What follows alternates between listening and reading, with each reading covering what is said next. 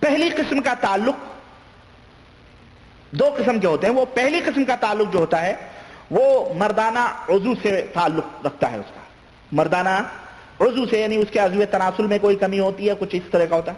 اس قسم کا علاج آدمی کو ڈاکٹروں سے کروانا چاہیے یا حکیموں سے کروانا چاہیے.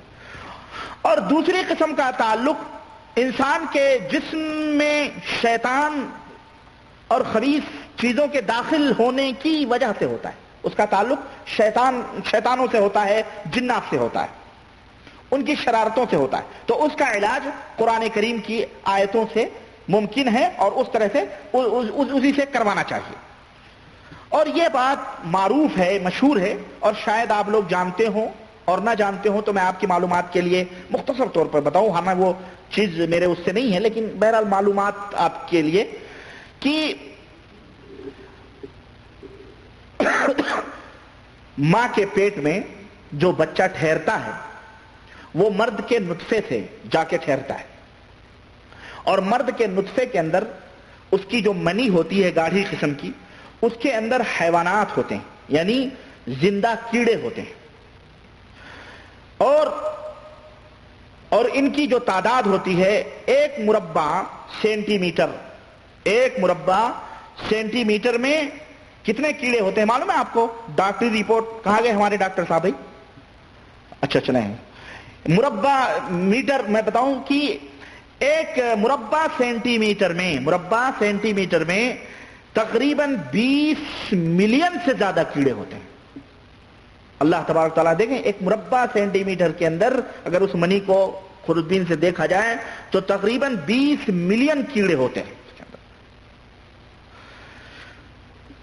تو اب کیا ہوتا ہے اس میں؟ جب شیطانی شرارتیں ہوتی ہیں تو کیا ہوتی ہیں ان میں شرارتیں؟ ان کی کبھی کیا کرتا ہے یہ شیطان، ان انسانی بیضوں کو، ان کو انڈے بھی کہہ لیں آپ، جو انڈے ہوتے ہیں جو کہ منی کے جراثیموں کو پیدا کرتے ہیں، ہے نا، یہ شیطان ان کے اوپر اثر انداز ہوتا ہے.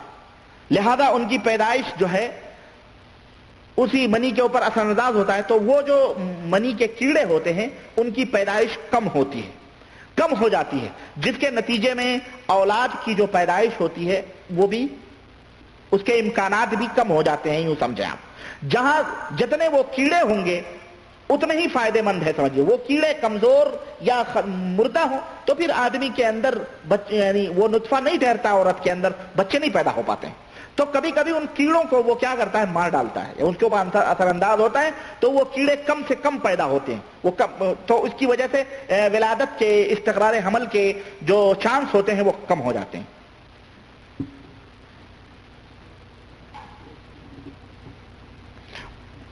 اور جب یہ جراثیم جو ہوتے ہیں نا، جراثیم یہی کیڑے مادہ منویہ جو منی کا مادہ ہوتا ہے ان میں منتقل ہوتے ہیں، تو یہ جراثیم ایک لعابی مادے کے محتاج ہوتے ہیں. یہ جو کیڑے ہوتے ہیں ایک لعاب سمجھتے ہیں نا بچے جو لار ٹپکاتے ہیں، اس طرح کا ایک مادہ ہوتا ہے جو ان کی خوراک ہوتی ہے، اس کے وہ محتاج ہوتے ہیں، جس کی پیدائش ایک خاص قسم کے غدود سے ہوتی ہے.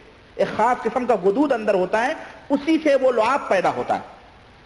اور یہ لعابی مادہ منی میں مل جانے کے بعد میں وہی کیڑوں کی غذا بن جاتا ہے. جب وہ لعاب ان منی میں ملتا ہے تو وہ کیڑوں کی غذا بن جاتا ہے. تو شیطان کیا کرتا ہے؟ شیطان دوبارہ ایک اور حرکت کرتا ہے، اور وہ کیا ہوتا ہے کہ وہ لعابی جو بہنے والی چیز ہوتی ہے ان میں اثر انداز ہوتا ہے، یعنی اس کے اندر کچھ ایسی چیز پیدا کر دیتا ہے جس کی وجہ سے وہ منی کے جو کیڑے ہیں ان کی غذا ختم ہو جاتی ہے، اور وہ بیچارے غذا اس سے غذا نہیں بن پاتا ہے، اور وہ کیڑے مر جاتے ہیں اس کی وجہ سے.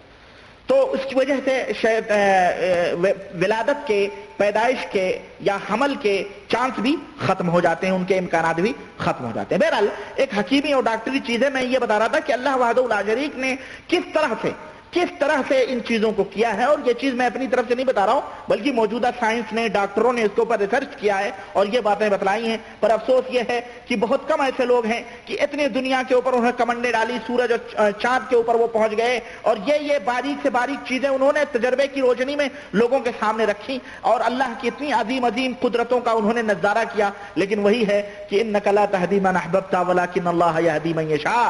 یہ ایسے بھی ڈاکٹر ہیں جنہیں اللہ نے ہدایت ہی کی، ہدایت ہی نہیں بخشی اور یہ خبیث کافر کے کافر ہی رہے. لوگوں کو اپنے تجربات بتلاتے ہیں کہ اس طرح کی چیزیں پائی جاتی ہیں اور انسان کے اندر یہ چیزیں موجود، لیکن یہ نالائق اللہ کے اوپر ایمان بھی نہیں لاتے ہیں. تو یقیناً اللہ جس کو چاہتا ہے ہدایت دیتا ہے، اللہ جس کو چاہتا ہے ہدایت دیتا ہے. تو یہ اللہ کے.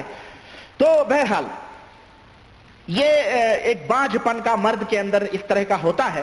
ایک تعلق تو خود قدرتی طور پر ہوتا ہے جس کی وجہ سے اس مرد کو چاہیے کہ وہ علاج کروائے ڈاکٹروں سے، اور ایک شیطان کی شرارت سے ہوتا ہے. اور وہ شرارتیں کیسے کیسے ہوتی ہیں وہ میں نے آپ کے سامنے بیان کیا. اب آئیے میں آپ کو بتاؤں کہ جو حقیقی باجھ پن ہوتا ہے اور جو جادو کے ذریعے باجھ پن میں مبتلا کر دیا جاتا ہے، ان دونوں کے درمیان فرق کیا ہے؟ ایک قدرتی طور پر طبعی طور پر باجھ پن ہوتا ہے اور ایک جو ہے حقیقی طور پر ایک جادو کے ذریعے باجھ پن ہوتا ہے. ان دونوں کے اندر فرق کیا ہے؟ ان دونوں کے اندر فرق یہ ہے کہ جادو کے ذریعے جو باجھ پن پیدا کیا جاتا ہے اس کی کچھ نشانیاں اور اس کی کچھ علامتیں. نمبر 1، جادو کے ذریعے جو باجھ پن ہوتا ہے اس کی ایک نشانی یہ ہے کہ ایسے مریض کا دل تنگ ہو جاتا ہے اور خاص طور سے اثر کے وقت سے لے کر کے آدھی رات تک وہ بے چینی اور بے قراری سی ایسا مریض محسوس کرتا ہے. نمبر 2، وہ مریض ذہنی الجھن اور ذہنی پریشانیوں میں مبتلا رہتا ہے. نمبر 3، اس کی ریڑھ کی نچلے ہڈی میں درد سا رہتا ہے. نمبر 4، نیند میں بے چینی بے قراری سی محسوس کرتا ہے. نمبر 5، ڈراؤنے خواب بھی دیکھتا ہے. یہ علامتیں اور یہ نشانیاں ان جادوؤں کی ہیں، اس باجھ پن کی ہے جو کسی جادو کے ذریعے سے باجھ پن پیدا کیا جاتا ہے. اور عورت کے باجھ پن، یہ تو ہوا مرد کے تعلق سے باجھ پن اور اس کی نشانیاں. آئیے عورت کے اندر بھی باجھ پن ہوتا ہے. اب میں یہاں ایک بات بتاؤں کہ بعض لوگ اتنے دلیر ہوتے ہیں، اتنے ڈھیٹ ہوتے ہیں کہ خود کے اندر عیب ہے لیکن طلاق عورت کو دے رہے ہیں کیوں؟ اس کے بچہ نہیں پیدا ہو رہا ہے. خود نہیں ڈاکٹر کے پاس چیک کروائیں گے، خود نہیں ڈاکٹر کے پاس جائیں گے، لے دے کے اسی مسکین کو بیچاری کو لے جا کر کے فلانے ڈاکٹر سے ملا رہے ہیں، فلانے ڈاکٹر سے ملا رہے ہیں اور فلانے ڈاکٹر سے ملا رہے ہیں، بڑے بڑے ڈاکٹروں سے ملا رہے ہیں. ڈاکٹر کہہ رہا ہے اس کو کچھ نہیں ہے، اس کو کچھ نہیں، خود نہیں کرتا. سمجھ رہے ہیں؟